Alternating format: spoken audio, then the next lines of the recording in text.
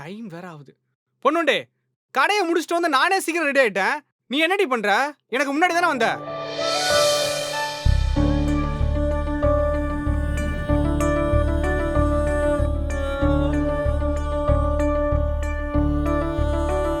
ஏய், இப்படியா வரப்போற?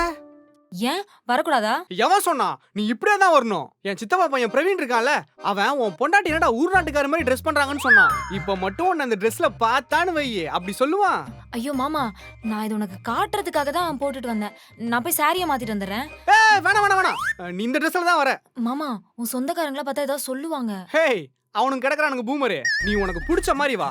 இந்த சொந்தக்காரங்கலாம் நம்ம நல்லா இருந்தான்னு வையேன், இவனுக்கு வந்த வாழ்வை பத்தியான்னு சொல்லுவாங்க. நல்லா இல்லன்னு வையே, நான்லாம் அப்பயே நினைச்சேன் இவெல்லாம் எங்க இருந்து உருப்பிட போறான்னு சொல்லுவாங்க. அதனால நமக்கு பிடிச்ச மாதிரி வாழ்ந்துட்டு போயிட்டே இருக்கணும். நீ உனக்கு என்ன Dress பிடிச்சிருக்கோ அதை போட்டு வா. நீ எனக்கு ரொம்ப ஃப்ரீடம் தர மாமா. அடிப்பாவி, நான் எப்படி உன்னை அடிமையா வச்சிருந்தேன் ஃப்ரீடம் தரதுக்கு? சொல்லு, நான் உன்னை அடிமையா வச்சிருந்தேன்? ட்ரெஸ்ன்றது நம்ம சௌகரியத்துக்காக போடுறது, அடுத்தவங்க சௌகரியத்துக்காக இல்ல. நீ என்ன Dress போட்டாலும் அது உன் சாய்ஸா இருக்கணும், புரிஞ்சுதா? இங்க பாரு பொண்ணுண்டு, அடுத்தவன் கமெண்ட் பண்றதுக்காக நம்ம கம்ஃபர்ட்டை கழட்டி வைக்க முடியாது. உடை உரிமைனா என்னன்னு தெரியுமா? நம்ம போடுற Dressக்கு அடுத்தவனுக்கு விளக்கம் கொடுக்காம இருக்கிறது தான். நீ வா, இப்படியே போலாம். இதான் நல்லா இருக்கு, வா. சரி மாமா. இந்த சீரிஸை தொடர்ந்து பார்க்கிறதுக்கு வெண்ணிலா டிஃபன் சென்டர் யூடியூப் சேனலை சப்ஸ்கிரைப் பண்ணிக்கோங்க.